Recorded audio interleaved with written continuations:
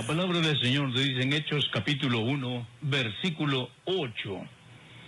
Dice la Escritura: pero recibiréis poder cuando haya venido sobre vosotros el Espíritu Santo, y me seréis testigos en Jerusalén, en todo Judea, en Samaria y hasta lo último de la tierra.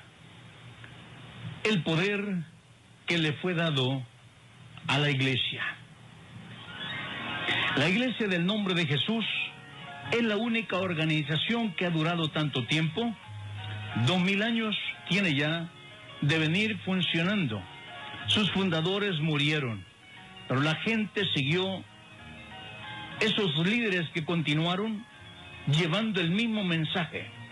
Hay un manual para continuar caminando por las mismas huellas, el libro de los Hechos de los Apóstoles, que nos dice qué fue lo que harían o hacían los discípulos, aquellos que estuvieron con Jesús recibiendo sus enseñanzas, y ellos continuaron. Tanto es así de que nos dice la Biblia en Hechos 2:42 que la iglesia perseveraba en la doctrina de los apóstoles. Es decir, ellos siguieron ese manual, y gracias al escritor Lucas por escribir este libro, tal vez no con la intención de que nosotros lo tuviéramos, pero gracias a Dios tenemos ese libro histórico en el Nuevo Testamento de cómo hacía la iglesia en el principio. Hoy día encontramos en diferentes librerías manuales de crecimiento, manuales de desarrollo, manuales para predicadores, mensajes ya escritos, y en fin, pero lamentablemente están fuera del contexto bíblico y a veces solamente se basa en ideas y mandamientos de hombres. Mientras cuando leemos el libro de los apóstoles, vemos aquellos hombres que tenían fresca en su cabeza la enseñanza que recibieron de su maestro. Y encontramos realmente de que tuvieron persecución, tuvieron luchas y batallas, cárceles, castigos y todo esto. Pero el mundo ha sido movido por aquellos que él no pudo mover. Pedro y Juan, desde el año 30, dieron testimonio de Jesús, el fundador de la iglesia. Un paralítico fue completamente sanado en el nombre de Jesús. Se levantó. Pedro y Juan fueron sometidos a la cárcel, fueron interrogados, intimados, golpeados y juramentados: no prediquen más en ese nombre. Esa fue la condición que le puso el Sanedrín: no prediquen más en ese nombre. Pueden decir cualquier otra cosa y pueden mencionar otros nombres, menos el nombre de Jesús. Ellos salieron gozosos de padecer por el nombre de Jesús, y no solo eso, sino en la misma tarde de ese mismo día y en esa misma noche, ellos estaban predicando el nombre de Jesús allí en la otra esquina. No les pudieron parar. El concilio legislativo, judicial y ejecutivo están ahí presentes. Eso era el Sanedrín. Aquí estaba el Sanedrín. Era ese consejo de 71 hombres. La guardia, los alguaciles y las autoridades eclesiásticas, sumo sacerdote, todos unidos, estuvieron de acuerdo en prohibir la divulgación del mensaje llevando el nombre de Jesús. Desde entonces fue que le cambiaron, y todavía hasta el día de hoy ya no mencionan el nombre de Jesús. Usted va a encontrar en diferentes escritos, diferentes historias, solo Cristo y Cristo y Cristo. Nunca están hablando del nombre de Jesús. ¿Por qué? Y me siento tan mal cuando oigo hermanos que son del nombre de Jesús y no les sale de la boca solo Cristo y Cristo, realmente cuando ni saben exactamente qué significa el título Cristo. Y hay algunos que hasta se atreven a decir su nombre es Cristo. ¿Quién le ha dicho eso a usted, hermano? Pero ni los que usan el catecismo hacen tanto así como usted, que es del nombre de Jesús y anda solo con Cristo y Cristo. Su nombre es Jesús. Y note que aquí no le están prohibiendo que hablen de Cristo, le están prohibiendo que hablen del nombre de Jesús.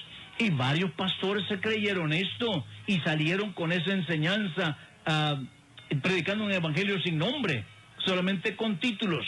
El Sanedrín se acabó, los guardias murieron, el sumo sacerdote murió, pero el mensaje de Jesús sigue más fuerte que nunca hoy en todo el mundo. Y ojalá, mi hermano predicador, deja de hablar tanto de Cristo, alaba el nombre de Jesús, que ese es el nombre que está sobre todo nombre. El título Cristo no está sobre todo nombre, porque así también eran ungidos, ya que el mismo título Cristo significa ungido. Eran ungidos los sacerdotes, eran ungidos los reyes, eran ungidos los profetas, por tanto ellos también eran Cristo. Por eso este se llama Cristo el Libertador, le llamaban los judíos. ¿Por qué no era el único Cristo que había?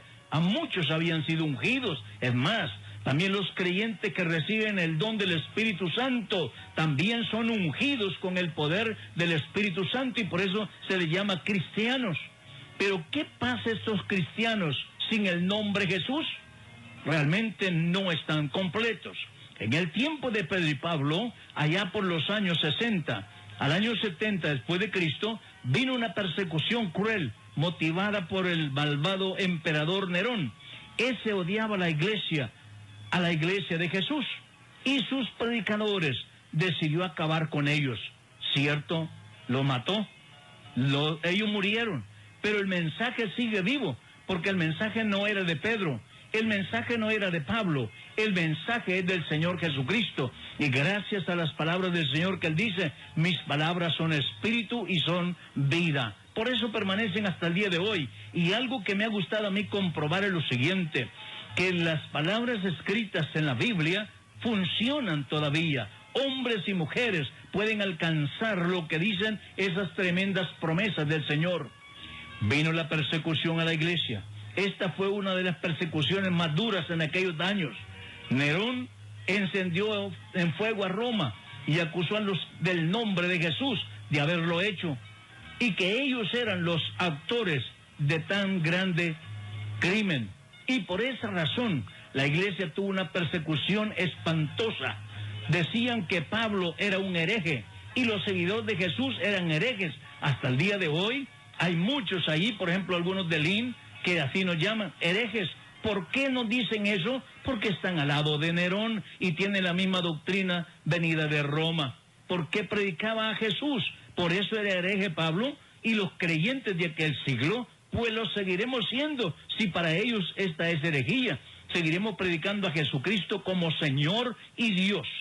Los romanos le tributaban adoración a César, el emperador romano, y lo llamaban Señor. Y quien le negara rendirle tributo de adoración, lo mandaba a matar. Y alguien que no quería hablar de César y llamarle Señor, le conocían como un traidor del sistema de Roma. Debía de desaparecer inmediatamente. Roma ha tenido un sistema siempre y lo continúa hasta el día de hoy, el sistema religioso mixto, sin Jesús.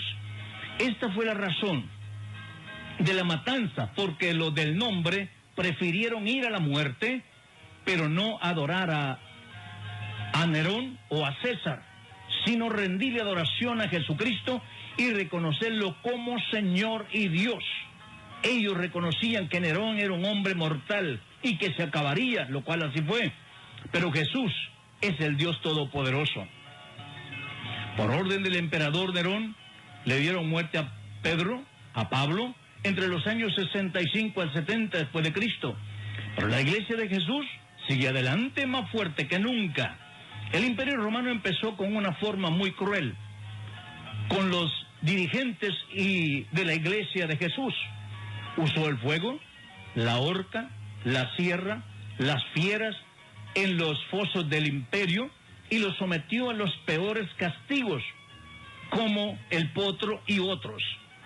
Pero al ver que no hizo retroceder a la iglesia del nombre de Jesús, en su marcha cambió de táctica, usando la Biblia de una forma mutilada, mal interpretada y mal aplicada. Y empezó a introducirse y trasladándose diciendo ahora a cristianos. Esa fue una farsa. Cambiaron la forma de rezos por cultos, los alabados por himnos, infiltrándose así de esas artimañas por las enseñanzas entre los creyentes. Y ahora oímos y vemos los llamados cristianos con esas enseñanzas falsas, antibíblicas, como el Papa sucesor de Pedro, el bautismo en títulos y tantas falsas enseñanzas con interpretaciones caprichosas de las Sagradas Escrituras. Pastores, si han sentido un llamado de Dios para predicar, predica la verdad de la palabra. No comprometas la verdad de la palabra de Dios por tus propios intereses. La adúltera congregación romana fue la que mató al apóstol Pedro y al apóstol Pablo bajo la orden de César de Nerón. Pero ahora son San Pablo, San Pedro, y cambió el imperio de imperio a iglesia. El mensaje sigue intacto. Alabado sea Dios, que tenemos el mensaje inspirado por el Señor Jesús, sus santos apóstoles, y a pesar de que la Biblia estuvo presa más de 1000 años por las autoridades romanas, la palabra de Dios sigue con el mismo poder, porque Dios está vivo todavía. Prueba la palabra y verás que funciona su inspiración. Como dijo Jesús, mis palabras son espíritu y son vida. A pesar de que la Biblia estuvo en manos terroristas, eclesiásticos, religiosos, los grandes reformadores, la palabra dada por el Señor Jesús sigue con el poder con que fue dada.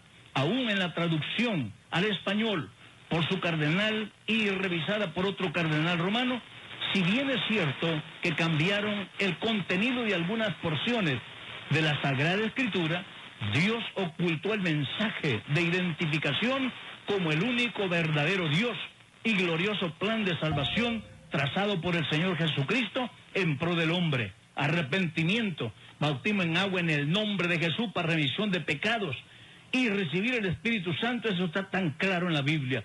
El mensaje que Dios es uno está claro también, está claro en la palabra de Dios. No puede decir más que el Señor ocultó esta verdad de los malvados. El bautismo en el nombre de Jesucristo para remisión de pecados está claro como el día de verano en la palabra. Solo aquellos que tienen compromiso con los romanos no lo quieren entender o no lo quieren obedecer, aunque lo entiendan. ¿Qué es necesario recibir el Espíritu Santo? Con la evidencia de hablar en otras lenguas, está claro en la palabra de Dios. El glorioso momento de que Jesús viene para arrebatar a la iglesia se acerca. Jesús viene pronto, eso está claro en la Biblia. El retorno de Jesús fue alzado, también nos dice, así como fue, subió, también regresa pronto. Por tanto, amigo mío, busca lo que dice la palabra de Dios, lee el libro de los Hechos, ella te guiará a que conozcas a Jesús como el único y verdadero.